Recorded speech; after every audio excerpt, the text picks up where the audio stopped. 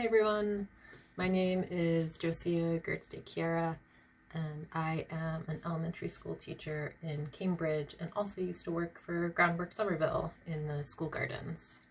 And I'm really excited to be doing a lesson on leaf color today for Groundwork Somerville's 20th birthday party.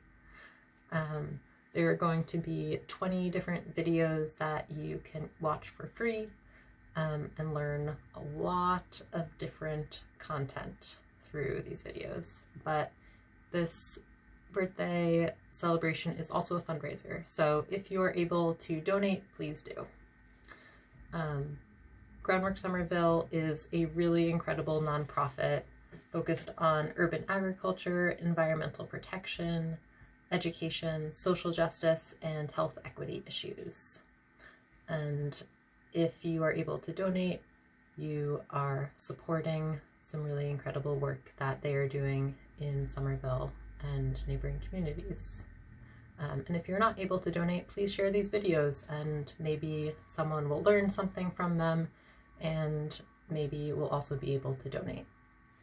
So without further ado, we are going to be learning a little bit about leaf color today. So I'm recording this video in mid-November, which most years is past the time that leaves are changing color here in Massachusetts, in New England, and have already fallen off the trees. This year it's been pretty warm, so there are still some leaves on the trees. So if you can, take a walk outside at some point and try to look around at the trees near you and notice if there are still leaves on the trees, first of all, and if there are, what colors those leaves are. And you could think about what colors the leaves start off as through the growing season. They're usually green. Can be a different shades of green, but most leaves are green for the springtime and the summertime and a little bit into the fall. But as the weather starts to get colder, sometimes we get more rain and wind in Massachusetts in the fall, and the number of hours of the day that the sun is out for gets shorter, the plants start to notice. And when the plants start to notice, they make changes to their bodies, which can be the leaves, the stems, the roots, and their bodies use a lot of different chemicals. So what we're going to learn about today is those chemicals that control what colors the leaves look like. So the first thing we're going to do is a quick experiment. And what you need for that experiment are some markers.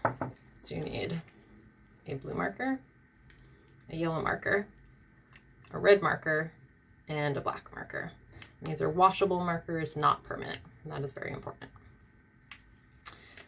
The next thing you need is a white paper towel, or could be a white coffee filter. If you have brown of either of these things, it will work. You just won't be able to see the colors as well. And if you don't have either of those things, any regular white piece of paper will work. The last thing you need for the beginning of this experiment is some kind of paintbrush, or it could be like an eyedropper, just something to move little bits of water, and a small dish of water. And you should be doing this experiment on some surface that it's okay to get marker on. So that might mean putting down some kind of mat or like a cookie sheet under your paper towel, or being ready to just wipe it off afterwards. The markers shouldn't stain since they're washable, but just know that a little bit of colored water might get on your surface. Okay, so I'm gonna tip my camera down. You should be able to see the paper towel in front of me. Awesome. Okay, So we are first going to take your black marker. And with your black marker, draw some scribbles. You can make some zigzags. You could write your name. You could make a smiley face. You could draw a star or a different shape. Any kind of drawing where you have some thin lines and some white space in between. Okay. So when you're done doing your drawing with your black marker, set your black marker to the side and take one of your 3 colored markers. So I'm going to start with the blue. And with these markers, you're going to make 1, 2 longer lines. Not very complicated. Now take your second color of marker, and I'm using kind of the flat part of the marker to get a wider area, and you're going to trace over your first line. Try to get them to cover over each other as much as you can. And then same thing with your third color of marker. Here's my yellow. I'm just going to trace right on top. You can kind of see the colors at the edges, but for the most part, they're pretty much right on top of each other. Okay. So with these lines, I started with 3 colors, but when I look at these lines right here, I don't see those 3 colors. I just see kind of like dark brown or almost black. It's not quite as black as the black marker was, but it's pretty close. So that's something interesting to notice, that even though we know that there's 3 different colors here, because we put them there, one on top of the other, you can't really see it. So just think about that, see what you notice. Okay, so set all your markers off to the side. And you now need your water and your paintbrush. So we're not going to use a ton of water here. If you use too much water, then this whole experiment is just going to get very, very messy and hard to move, which is not really our goal. So you can get your paintbrush wet, or if you have an eyedropper, you could take up some water in your eyedropper. If you don't have a paintbrush, you could use a Q-tip, or you can even just use your finger and dip your finger in the water. So whatever water holding device you are using, put a little bit of water on your black drawings first. And I'm putting it right on top of where I drew. Not a ton of water, just enough so that the drawing part is covered.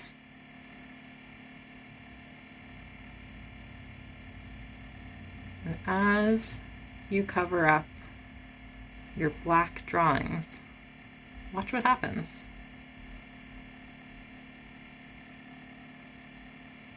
See if you can notice where the water is going. Maybe if you do a little more water in some places, a little less water in other places, what happens? And then we're just going to let it sit for a little bit. But right away, I'm noticing that I'm seeing a lot of blue. When we had that black marker, I didn't see any blue in there. It was only black. So it's really interesting that now you can see blue around the edges. We're going to leave this one to sit for a little bit, and then we'll come back and look at it again. Okay, so now while we're waiting, get your paintbrush wet again. We're going to do the same thing. Paint water on the lines that you drew 3 times with 3 different colors. And again, not a ton of water. you get too much, your paper might get really, really soggy and then rip. That's not really what we want.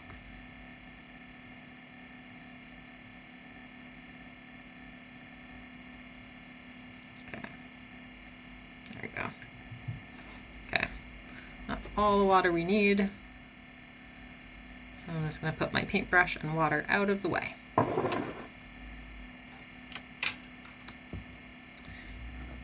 And even in that little time that I was covering these two lines with water, something else started appearing from my black ink.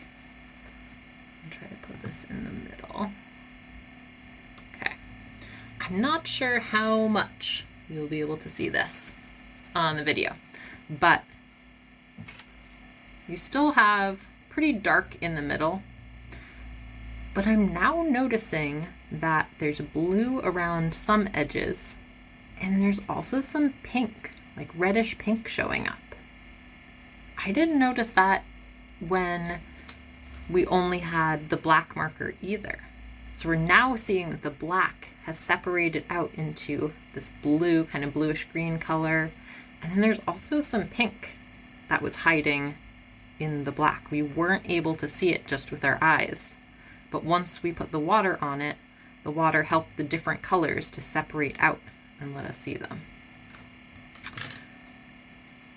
And I actually did this experiment a little bit earlier, so I can show you one that has finished. And using the same marker, there's some spots that have yellow also. So in that black marker, it ended up separating out into blue and like reddish pinkish, and there's even some yellow in there, which is really cool. And something that I've been doing, which is pretty fun, is trying this with different black markers I found around my house. Permanent markers don't work, but sometimes there's different brands or different sizes of markers, and they separate out into slightly different colors. So you could do this experiment a few different times with different markers and see what happens. And even if it is the same marker, it's really beautiful, the patterns that the water pulls the ink into. Okay, so let's look at the multicolored ones now. These colors are really different than the black colors, I'm noticing. Got kind of some green. Definitely still looks pretty brown in the middle to me. Looks like there's some red, some yellow, maybe a little bit of blue on this edge. But that makes sense, right? Because we put a blue marker and a yellow marker and a red marker all into here. But they're mixing in an interesting way as they separate out with the water. Great. Okay. So, hello again. So just like the markers, leaves also have different colored chemicals in them. And those chemicals are really important to the plants protecting their leaves from the sunlight.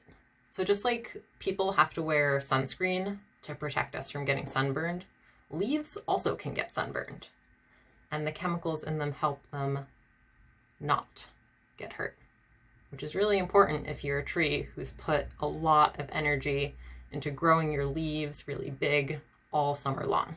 Don't want them to get burned. So if you are outside either this year or maybe next year, because the leaves are all changed color and brown on the ground at this point, you might find some leaves that are red. You might find some leaves that are yellow. Look, like this color. They all started out as green. And just like the black marker separated out into multiple colors, but we couldn't see the separate colors when they were all together, leaves have the same thing, which is pretty cool. So there's another experiment that you can do that shows the different leaf colors that I have already done, and I'm going to show you what it looks like when those colors are separated out. And give a little bit of information about how to do it. That one requires a little bit more complicated materials, so we won't do it totally together today. So what I did to do an experiment similar to the marker experiment, but with leaves, is I took some leaves. Mine were fresh and floppy at first, but it would also work with dried leaves. And I put them into a jar and mushed them up. So these ones you can kind of hear are really crumbly. So you can take a spoon, or you can use something called a mortar and pestle, which looks like this. It's basically a big stone. This is a pestle, this is the mortar. You can grind things up in it. So you can put your leaves in to the mortar and pestle. You can hear that nice crunching. Crunch them up into a powder. As tiny bits as you can get is better, because then the colors will come out of the leaves. Next, you put the crushed up leaves into a jar and cover the leaves with rubbing alcohol, which is a little bit hard to find these days in COVID era, but you can get it at some drugstores or pharmacies. And then let the leaves sit in the rubbing alcohol for about a day. If they're in a glass jar or something made out of Pyrex that can get heated, you can put the jar in water to heat it up, but you can also just let it sit for a day or so. And after it sits, those leaf colors are now in the liquid. So you can see this is pretty bright red. And if I tip the jar this way, it's a little hard to see, but you can see that the leaves are kind of pale. They used to have more color in them, and now the color is in this rubbing alcohol in the liquid instead. So just like when the water moved the different colors from the markers, this rubbing alcohol can take the colors out of the leaves. So now that the color is in the alcohol, you need either a strip of paper towel or a strip of white coffee filter. Could be a strip of white regular paper, but a paper towel or coffee filter will work better for this. So the next thing you need to do is put your paper towel into your liquid, just the end. And then you could either use a rubber band or some tape, or kind of just bend it so that the top stays on the edge of the jar and the bottom is in the liquid. And you can already see that the liquid is starting to climb up my paper towel. So that then needs to sit for 1 to 2 hours, but I found it works better if you let it sit overnight or for about a day to get stronger colors. And what happens next is really cool. Let me show you. So I did this with 4 colors of leaves. First one was a green leaf. It's now kind of dried. And this is what happened on my paper towel. So just like the markers had different colors hiding in them, this green leaf had some dark green and some yellow. Just by looking at this with my eye, I would not know that there was yellow under this green. But that yellow helps the leaf protect itself from the sun. So there's a lighter band, dark green band, some yellow, some dark green, some yellow, a lot of different colors in there. Okay, the next leaf color is this yellow one that I gave you a preview of. This one's a little less surprising, kind of very pale yellow. It's a little hard to see in this light.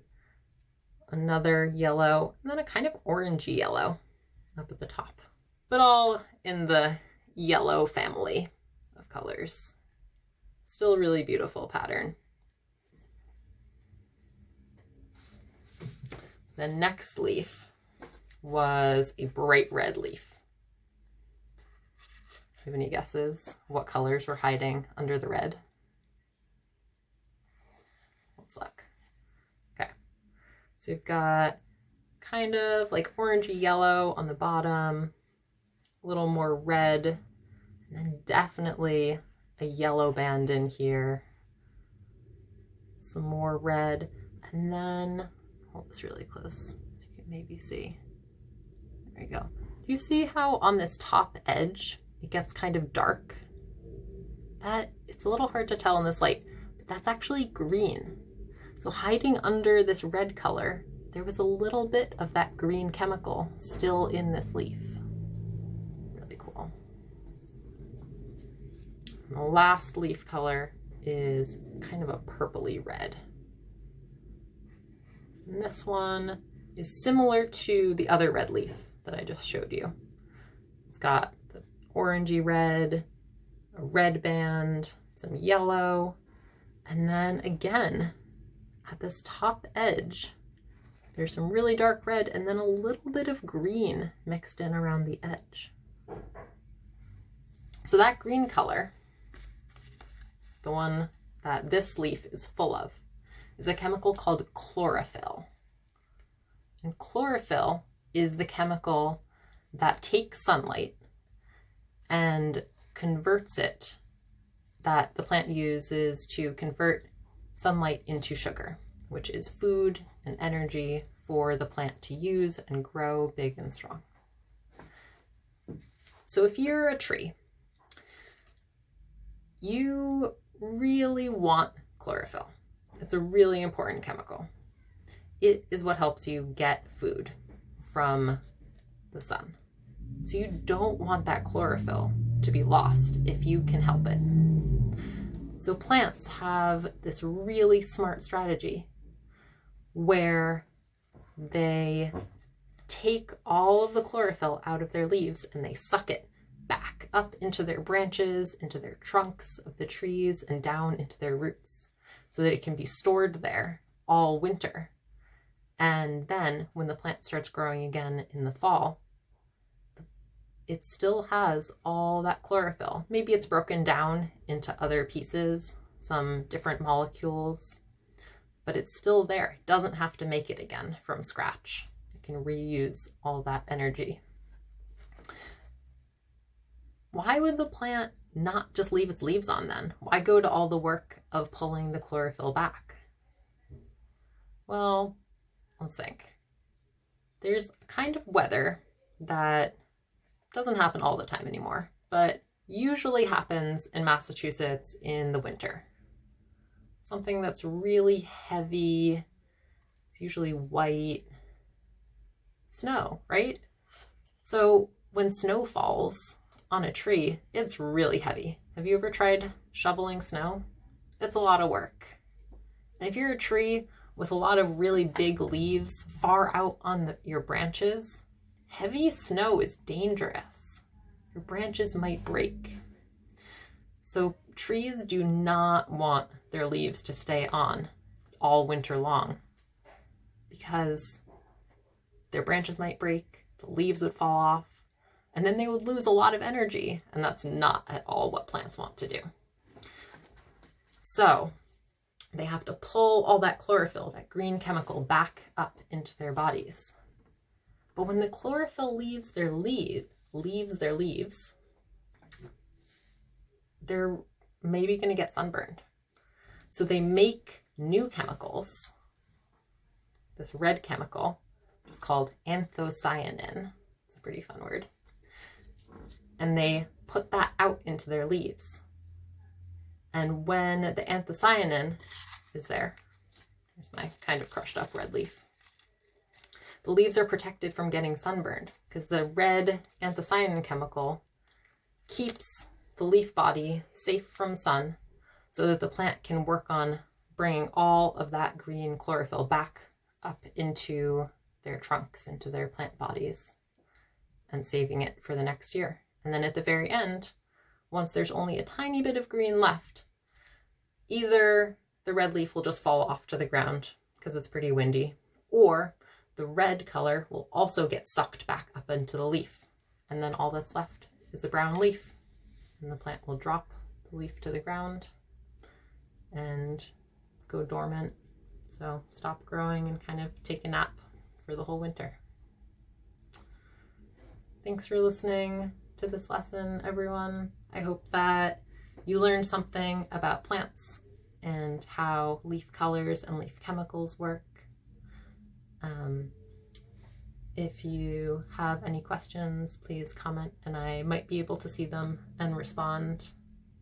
But thank you so much again. Please donate to Groundwork Somerville's 20th birthday fundraiser if you are able, and please share this video and their donation page. Thanks.